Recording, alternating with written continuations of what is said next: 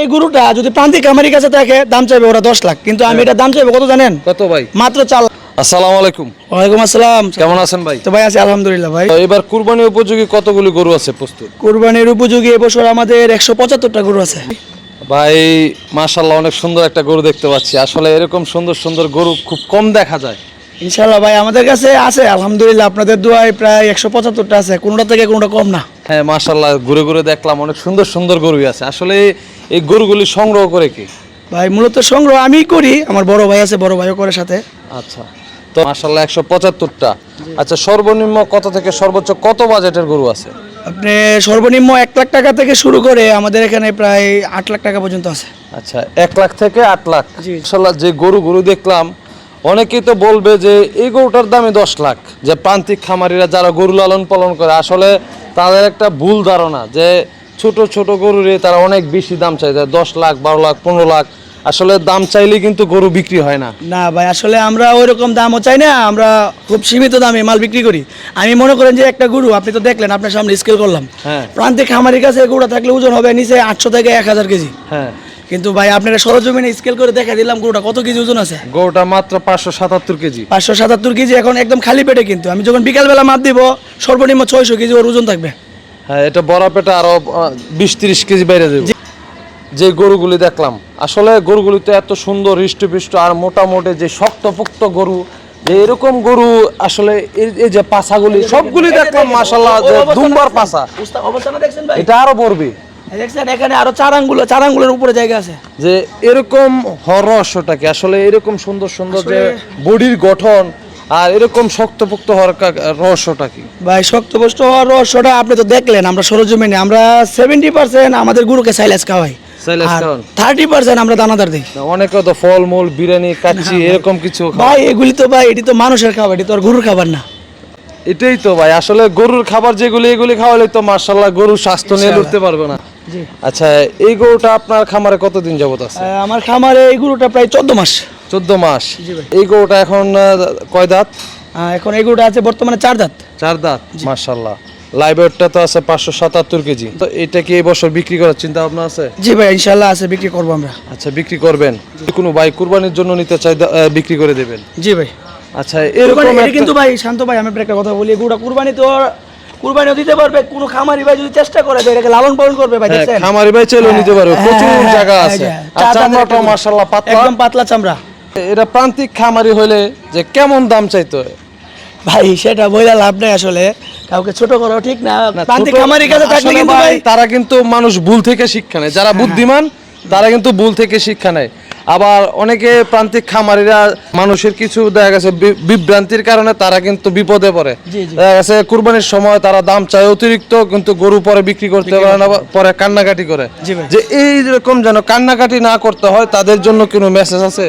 Message বলতে ভাই আমার কথা একটা থাকবে, অবশ্যই যে প্রান্তিক খামারির কাছে সুন্দর গরু তো লালন পালন অবশ্যই ওরা করে, যেহেতু একটা গরু পালে হ্যাঁ। ওরা আদর যত্ন করে লালন পালন করতে পারে। আমরা তো অনেক গরু পালি, তারপর আলহামদুলিল্লাহ আমরা সর্বোচ্চ চেষ্টা করি গরুগুলিকে ভালোভাবে লালন পালন করার। কিন্তু ওদের কাছে একটাই মেসেজ, ওরা বেশি দাম চাইবে না।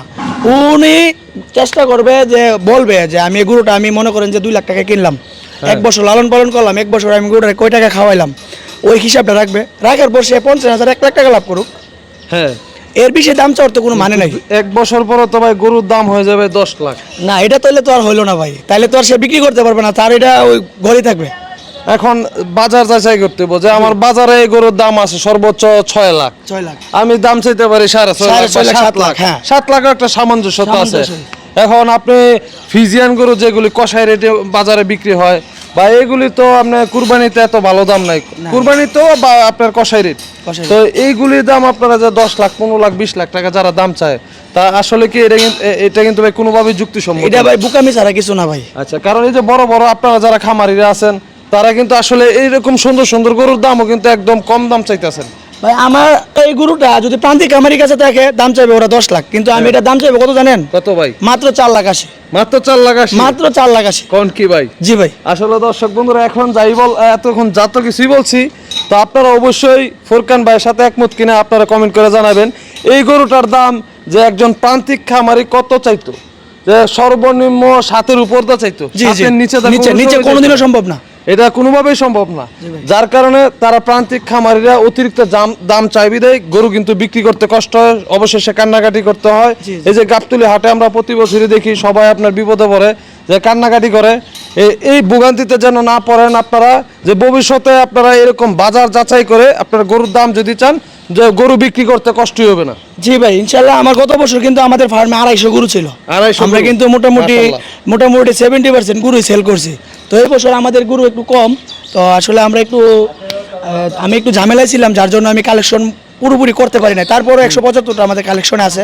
ইনশাল্লাহ কোনো কুরবানির ক্রেতা ভাই আমার খামারে এসে আশা করি না ফেরত যাবে। আমি সব ধরনের গরু রাখছি, সব রেঞ্জের গরু আছে এবং সব ধরনের গরু আমার কাছে আছে।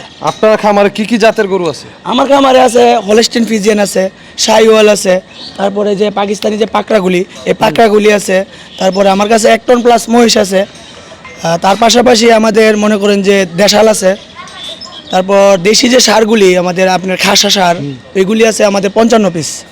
আচ্ছা, এখন যদি ভাই কেউ বুকিং দিতে চায়, বুকিং এর প্রসেসটা একটু বলেন। বুকিং এর প্রসেসটা, উনি আমার খামারে আসবে, আয়সা দেখবে, দেখা ওনার পছন্দ মতো হইলে উনি একটা গরু পছন্দ করে আমার কাছে রাখা গেল।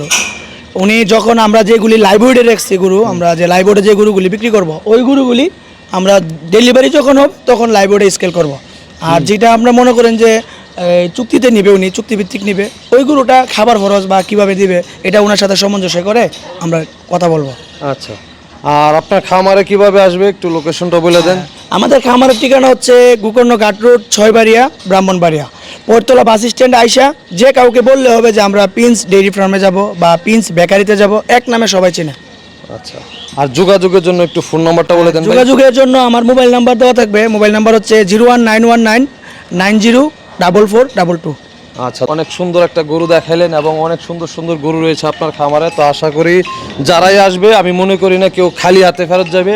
আর বাজেটটাও ফ্রেন্ডলি বাজেট, যে বাজেটটা অনেক বেশি না। আসলে অনেকে যে অনেক সুন্দর গরু হলে একটু বেশি সুন্দর দাম চায়। জি ভাই, আপনি দামটা ছোট করে চেয়েছেন, তো আশা করি আপনার গরু ইনশাল্লাহ বিক্রি হয়ে যাবে ইনশাআল্লাহ। তো আপনার উত্তরোত্তর ভবিষ্যৎ সফলতা কামনা করে আজকের মতো বিদায় নিচ্ছি। ভালো থাকবেন, ধন্যবাদ। জি শান্ত ভাই, আপনিও ভালো থাকবেন, আবার আসবেন আমাদের খামারে ইনশাল্লাহ।